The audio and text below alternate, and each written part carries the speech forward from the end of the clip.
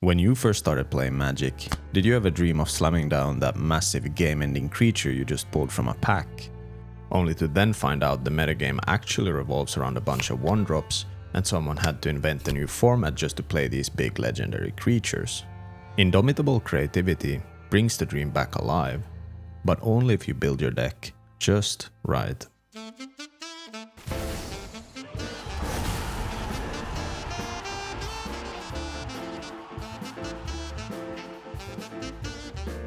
For X and 3 red, Indomitable Creativity is a sorcery that lets you destroy X artifacts or creatures.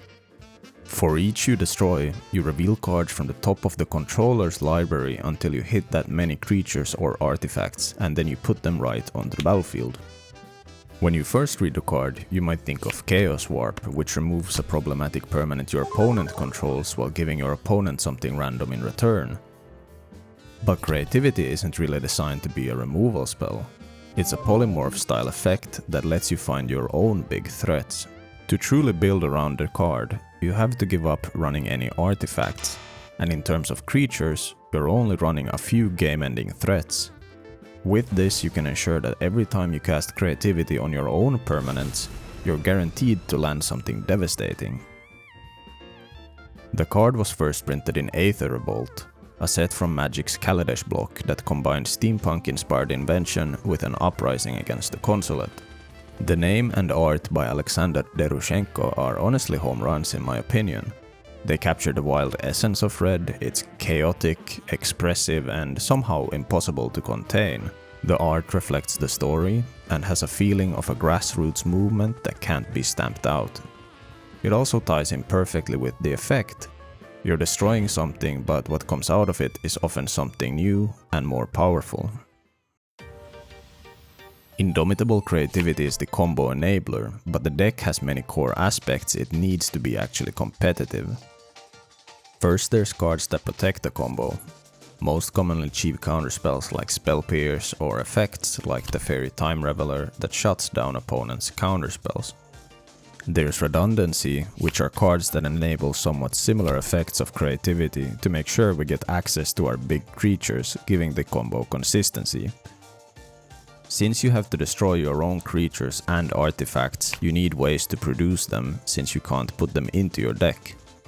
So it's common to create both creature and artifact tokens through spells like Prismari Command and lands like Dwarven Mine. Artifact tokens are often slightly better targets for the combo due to the fact that artifact removal is much less common than a burn spell or removal spell like Lightning Bolt. When you try to resolve Creativity, they can in response remove the token you're targeting, which makes your spell fizzle instead. Then there's of course all the other utility. As a combo deck we need ways to survive until we cast Creativity, which is 3 red and an X. Since we can't run any cheap creatures to block, we have to rely on removal like Anger of the Gods or Leyline Binding so we can survive against aggro decks or big threats from our opponent. We also need ways to fix our lands and mana, while drawing cards and finding our combo enabler. If you're running Reanimation, you need ways to get the payoff cards out of your hand and into your graveyard. If you're not running Reanimation, then you need to be able to get them back into the library. Finally, we have the big payoff. One option is to run massive creatures like Emrakul or Valgavoth that can end the game if they stick and get to start swinging. But creature removal is everywhere, and it's not hard for your opponent to have an answer, even to something huge. That's why it's common to lean towards creatures with built-in protection like Ward, Indestructible, or, well, Protection. However, there will always be ways to remove your creature. Forced sacrifice effects or just a board wipe can shut down your whole plan you worked so hard for. This has resulted in a lot of players running cards with powerful ETBs or enter the battlefield effects. Cards like Atraxa or Archon of Cruelty have powerful ETBs that resolve even if the creature is removed the same turn, which is often enough to swing the game. You also have to keep in mind how many targets are you trying to hit. Casting Creativity with higher X value does cost more mana and requires more targets, but it lets you land multiple creatures, which often just ensures the game is completely over. But here you run into the problem that a lot of the most powerful options are legendary creatures, and due to the legend rule, you can't keep 2 copies of the same legendary creature on the battlefield. This often means that running non-legendary creatures has a benefit, since if you run legendaries, you have to choose from a few options. You can of course accept that x = 1 will be your go-to play every time. You can run 2 different legendary threats that are big, but this of course makes the outcome unpredictable when you cast creativity for 1, since you don't control which one you'll hit. You can have 2 creatures that synergize well with each other, always aiming for x = 2. Or you can make sure that the legendary creature you chose has a powerful ETB, and if you ever play x = 2, you'll still get double the ETB, even if you have to sacrifice one of them. At the end of the day, what payoff you run mainly comes down to what you have access to, which is based on what format you're in. When Indomitable Creativity was first released in 2017, it saw almost no play in Standard. I could literally only find one deck that ran it in any kind of event. A blue-red control deck in a Pro Tour qualifier, where it finished near the bottom of the standings. There was some early discussion about how to build around the card, but it had a few issues. There just weren't that many good payoffs in Standard at the time. It's important to remember that when you cast creativity, you don't get the effects for casting certain cards, you only get enter the battlefield effects. The deck from the Pro Tour qualifier list ran Torrential Gearhulk, which isn't a bad card at all. It's non-legendary, so you can run multiple copies of it, and it has a solid ETB effect. However, Standard had a strong meta around this time, and to keep up, your deck had to be very strong. If you want to see a similar video on arguably the strongest Standard deck Magic has ever seen, why don't you check out my Hazoret the Fervent video after this one. But for now, we'd have to wait a while until creativity started seeing play. A format that definitely had powerful payoffs was Modern. Indomitable Creativity started seeing play around 2021, and the earliest decklists were typically 4-color builds that focused on generating tokens with Dwarven Mine. By running a deck with mostly mountains of some kind and fetch lands, you can then add Renin 6 and generate creature tokens to be used for your creativity. The deck of course had other ways to generate tokens with spells like Hard Evidence and Strike It Rich. The payoff they chose was Emrakul, the 15/15 flying legendary Eldrazi with Annihilator 6. It didn't get the cast effect, but it still had protection and usually won the game if it got to swing. Having 4 colors meant that decks could run Teferi Time Reveler to stop interaction. And they also ran Transmogrify to give the deck more redundancy. Throw in some removal and now you've got a pretty solid deck. In 2022, we started seeing the strategy evolve. More players moved away from payoffs like Emrakul and towards creatures with powerful ETB effects. Serra's Emissary could shut off certain decks, but the real winner was Archon of Cruelty. Archon of Cruelty is a non-legendary creature with an incredibly powerful ETB effect. Each Archon forces your opponent to sacrifice a creature or planeswalker, then discard a card and lose 3 life. Then you get to draw a card and gain 3 life. It doesn't of course help your opponent that when the Archons attack, they get that trigger again. Eventually the deck started shifting towards a 5-color mana base. This gave access to Leyline Binding, an incredibly efficient removal spell when you're playing essentially every land type. Adding black mana also made it possible to run a reanimation strategy, letting you bring Archons back from the graveyard by changing Transmogrify to Persist. Switching to Archon of Cruelty brought a pretty funny counterplay into the matchup. Orvar the All form, printed in Kaldheim, has a very unique effect. If an opponent's spell or ability makes you discard it, you get to create a token that's a copy of a target permanent. This can lead to some pretty funny interactions. Archon of Cruelty over here. So my dwarf dies, So I go to 10, you go to 11. you draw a card and I have to discard That's a true. card. I'll discard Orvar. No way! One copy the entire deck. No way! I'll copy the Archon. No, I had so many options. So I'm gonna create a copy of your Archon. Now I get the ends the battlefield trigger. You have to sacrifice a creature. I drain you, back at you. I go to 7. You discard a card and I draw a card. Pass. In 2022, one powerhouse of a card that would improve the deck even further was released. Fable of the Mirror Breaker from Kamigawa Neon Dynasty is an extremely powerful card because it simply does everything. It's a 3-mana saga that creates a creature token. That creature token makes treasure tokens when it attacks, and it can also be used as a blocker. Chapter 2 lets you discard 2 and then draw 2. This helps you dig for creativity, and it's easy to toss cards that are dead in the matchup, or creatures that you intend to reanimate. Finally, it transforms into a creature that can create a copy token of a non-legendary creature. This includes of course its own token creature, but also creatures like Archon of Cruelty. Since it creates the token, it comes in with an ETB effect, and since it has haste, it can also get an attack trigger the same turn. By 2023, the deck was well positioned heading into the next Modern Pro Tour, which ended up being Pro Tour Lord of the Rings. Multiple players brought creativity to the event in Barcelona, but there was one problem. The Lord of the Rings set turned out to be one of the most impactful modern sets ever, but not in a really good way for creativity. The deck didn't really gain any new cards from the set, but the opponents got 2 of the strongest cards printed in years. The One Ring, which is an artifact that draws cards every turn while giving protection from everything. The hand is really bad here for Zhang. Even if you had the creativity for this turn, that's the nice thing with the One Ring, is the Archons don't really do anything. The second card is Orcish Bowmasters.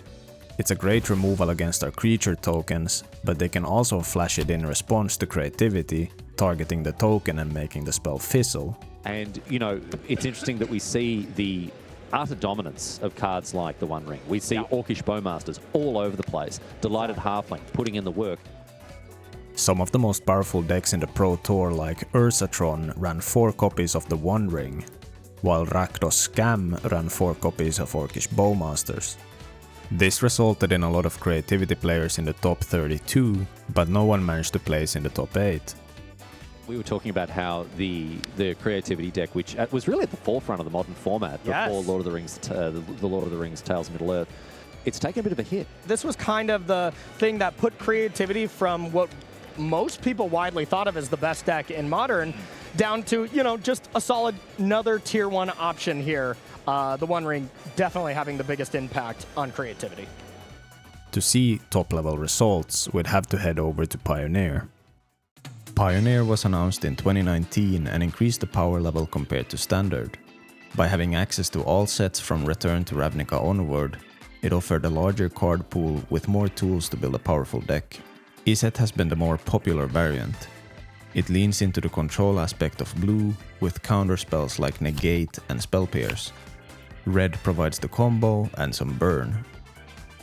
Early versions of the deck ran Torrential Gearhulk as a payoff, and it can still be used today since it synergizes so well with Magma Opus, which is a card that can be discarded to create a token and then later cast from the graveyard with the Gearhulk's ETB. The goal was to cast creativity for higher X values, bringing out multiple Gearhulks, and this was made possible with spells like Big Score to generate enough mana and tokens to pull it off.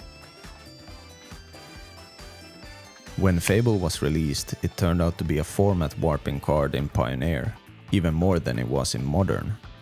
New cards eventually improved on some old ones, making the deck more efficient and consistent, and eventually the payoff changed as well.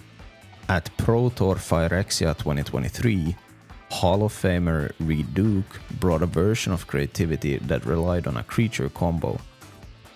If you cast creativity with X equals 2, you would bring out Xenagos, God of Revels, and Worldspine Worm. When you went to combat, Xenagos would give the worm haste and double its power, turning it into a 30-30 trampler, which was usually enough to end the game. Worldspine Worm has a useful effect that if it's put into the graveyard, it gets shuffled into the library. This makes it a lot easier to handle the situation where you draw it into hand, as you can just discard it to something like Fable or Prismari Command. Xenagos also had the benefit of not being too expensive, so if you ended up drawing it into hand, you could Creativity for X=1, finding the worm, and then hardcasting Xenagos with a treasure token. Xenagos being indestructible and Worldspine Worm's death trigger also gave the combo some more staying power against good removal. In the Swiss stage, Reed had one early matchup that stood out. Round 4 he faced Benton Madsen playing Celestia Auras. Reed lost that match, but it wouldn't be the last time they faced off. In round 15 he took on another Hall of Famer, Gabriel Nassif, in a creativity mirror that determined who would make it into the top 8. It was a tense match with both players holding open mana, waiting to combo off due to counterspells. They needed enough mana to get through Spell Pierce and make disappear. But Reed's Shark token from a cycled Shark Typhoon has been swinging all game and eventually gets a pump from a hardcast Xenagos and flies in for lethal. Oh, is he going for it? Xenagos time. I think he's gonna just hardcast Xenagos. Boom! Xenagos Treasures. out of Revels, and Gabriel Nassif takes a look at his life total because he recognizes that makes that shark lethal. 8-8 double. Oh, and Oh, Nassif man. just has to pack it in because he. In the post-sideboard game, it became even more of a control matchup with Mystical Disputes and Narset's Reversal coming in. Both players changed their payoff to Hullbreaker Horror. It's a strong card that lets you control the board, can be hardcast in blue, and can't be countered. Reed gets the Hullbreaker Horror through a Creativity, and Gabriel can only watch with a Mystical Dispute and 2 mana open. Heading into elimination, Reed's first opponent was Nathan Stewart, the reigning world champion. Now, Nathan was on Lotus Field combo, which is a very complicated deck, and I actually have a full video if you want a deeper look at how that deck works. It's a combo versus combo match, and Nathan doesn't have much interaction outside of the new lands like Otavara and Boseiju. In both game 1 and 2, Nathan manages to interrupt Reed's combo the same way, by casting Boseiju on a token in response to Creativity, leaving Reed only able to find part of the combo. In game 1, Reed had a slight misplay where he could have gone for X=3 to play around Boseiju, but instead he maybe held back a bit to play around a potential Otawara. Game number 1 goes to Nathan Steuer. Man, it feels like Reed had a window there, but he wasn't quite able to capitalize, and Nathan Steuer punished him the next turn. 3 things here. All right, and that's Okay. going to do it. Reed Duke's not going to make him go through the motions this time. Nathan Steuer is up 2 games to 0. Down 0-2 and losing to the world champion, Reed was under a lot of pressure. So I knew the match against Nathan was going to be really tough for, if there's people out there who don't know, Nathan Steuer is the reigning world champion, and he's just like a super skilled, awesome player who also happens to be like on an insane heater. It wasn't just that I went down 0-2, it was like I felt like I had been soundly beaten in those games. I had pretty good positions at various points. He mulliganed to 5 in one of them. I, made what I believe is a mistake or a bad judgment call to lose one of the games. So I'm like, yeah, like this he's just the best, he's just going to win the Pro Tour again. And he's momentarily pausing so he can embarrass me along the way and, sweep me aside. Probably not, but that's what you're thinking. Yeah. But anyway, like that kind of went through my head, But it was time for post-sideboard, and once again Reed transformed the deck into a more control variant, bringing cards like Disdainful Stroke to answer Lotus Field's more expensive spells. He manages to Narset's Reversal a pour over the pages for massive value, and then answers Nathan's Sphinx of the Final Word by flashing in a Hullbreaker Horror and casting Impulse to bounce the spell while it's still on the stack. Even though Sphinx is hexproof and can't be countered, it can be still targeted on the stack and returned to hand, since that's not the same thing as a counter. In game 4, Reed keeps playing this control shell, but he shocks both Nathan and the commentators by switching back to the combo. This time he doesn't have the Hullbreaker Horror, just Xenagos and the Worm. And it's been sitting there for a long time. Yeah. Well, I'm wondering if you should just attack. Oh, look at this! He's got the combo back in! Combo! Oh, the rope-a-dope from Reed Duke. What's he gonna do for game 3? Yeah, now we don't know. We were talking about this. We were kind of assuming. Between games, he shuffles in his entire sideboard and then takes out 15 cards, making sure that his opponent can't tell if he's switching back to horrors or staying on combo. Game 5 starts and everyone's wondering, is it combo or is he back to Hullbreakers? Well, Nathan gets an early Dragon Lord Dramoka on the stack and it can't be countered. And it's way too early in the game for Reed to have mana to cast both Hullbreaker and a spell to bounce it. But the one-off Aether Gust in Reed's sideboard comes in clutch and sends it back to Nathan's library. This delays Nathan a turn, but he finally gets it back onto the field. But this time, Reed goes for it. Creativity for X equals 2. And the commentators ask, Combo? Is it a green card or a blue card? Combo? It's going to be a Hullbreaker. Oh, it's Xenagos! He actually has the combo. All right, I don't think this is lethal. Hold on. 31 damage coming in. 7 of it gets blocked. And then 5 life is gained. Wait, that's exactly lethal, right? And look at this, both of the creatures are hitting the red zone, and Reed Duke has completed the comeback. He was down. Reed manages to take Game 5 with exact lethal damage thanks to the 1-1 Flying Shark he cycled earlier in the game. He moves on to the semifinals in a Pro Tour match that might be my favorite of all time, honestly. In the semifinals, he faced Derek Davis and his enigmatic Fires deck. The matchup looks good for Reed, as Leyline Binding is the only real response at instant speed Derek has to the combo. Reed manages to protect it with Spell Pierce. He's going for it here. Creativity 4-2 with Spell Pierce backup. And this is going to work for Reed Duke. Derek Davis with only 1 Leyline Binding in hand. Only dropping Game 2 to an Agent of Treachery stealing his Xenagos. He takes the game 3-1, which meant that he'd be getting a rematch with Benton Madsen in the finals. Benton Madsen's Selesnia's Auras deck is difficult to deal with, as it usually just mulligans to find Glade Cover Scout, which is a 1-drop with Hexproof, and then pumps it with Auras. Hexproof means you can't really interact with it, and Reed just has to survive the beatdown without playing any small creatures. In Game 1, he manages to get a Fable of the Mirrorbreaker on the field to create crucial blockers, and then eventually finding more of them, creating this wave of blockers that manage to stabilize until he finds Creativity. Yeah. And look at this, he even gets to get in with the other reflections too. Benton struggles to find keepable hands, and Reed gets a hard cast Xenagos taking Game 2. For Xenagos and 30U, Reed Duke is up 2 games. In Game 3, Benton gets blocked with Fable and doesn't find Griff's Boon to get past the blockers. This results in Reed managing to sweep the match 3-0. Drawing extra cards. There's the untapped land, and he's going for it right now. Indomitable Creativity goes on the stack into the graveyard, and he's going to reveal cards until he finds the combination. This is a journey that started when Reed Duke was 5 years old for the full amount. A block from Benton, and Reed Duke is your Pro Tour Phyrexia champion. Finally lifting a Pro Tour trophy after almost 2 decades of chasing the dream. The ESET version of Creativity and Pioneer is now leaner and faster than ever, and the deck has continued to evolve with new payoff options. Atraxa Grand Unifier from Phyrexia All will be 1, and Balgavoth from Duskmourn House of Horror are the latest big payoffs.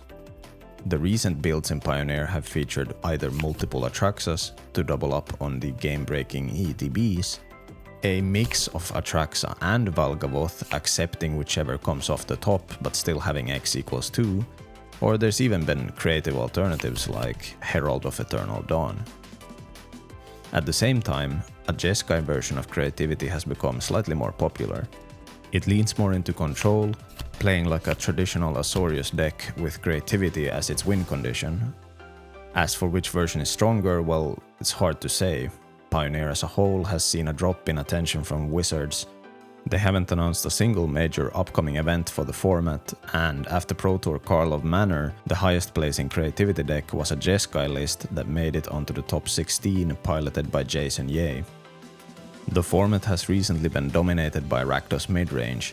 It uses Fable just as well, but it backs it up with Thoughtseize to disrupt combos. If they ban either, I hope for creativity's sake it's Thoughtseize. However, right now the format is getting flooded by mono-red decks that use cards that were recently banned in Standard but are strong enough to take over the whole format, so it's getting really hard to survive even with a combo deck. In Modern, things have shifted after the Pro Tour. The One Ring was banned in late 2024, and in the same ban announcement, Faithless Looting was unbanned. These changes helped creativity a lot. But despite that, creativity still sits at a quite low meta share and is generally considered a tier 2 deck. With all the powerful unbans and barely anything gained from Modern Horizons 3, it's hard to keep up.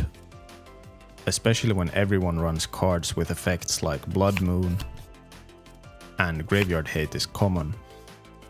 But it's far from dead. Modern creativity has continued to evolve into new variants.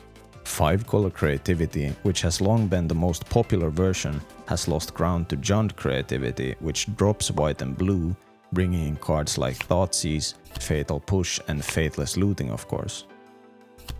By dropping protection, they're relying more on disruption and reanimation with Persist. Other variants are also often tested. There's Mardu, there's Grixis, and then there's of course Jeskai, which is the most control-oriented version, which has to drop the whole reanimation plan. There's a lot of debate and there's a lot of room to get creative. It might not be dominating the metagame at the moment, but Indomitable Creativity lives up to its name and it refuses to disappear. With every new meta, it looks for new payoffs, it looks for new cards that produce tokens or some other side effect, and it has a dedicated community that keeps reinventing it. For those who are still chasing the dream of slamming down that game-ending threat on the table, creativity is still one of the best ways to do it. Thanks for watching. If you made it this far, consider liking and subscribing. This is by far the video I've spent the most time on, and it tells YouTube to maybe show it to more people. I'm also really close to 1,000 subscribers, so it would really help a lot. If you want to support the channel more directly, I'm on Patreon, and if you want more Magic content, why don't you check out my video on Lotus Field to understand Pioneer's most complicated combo deck, or this one on Hazoret to see one of the strongest standard decks of all time.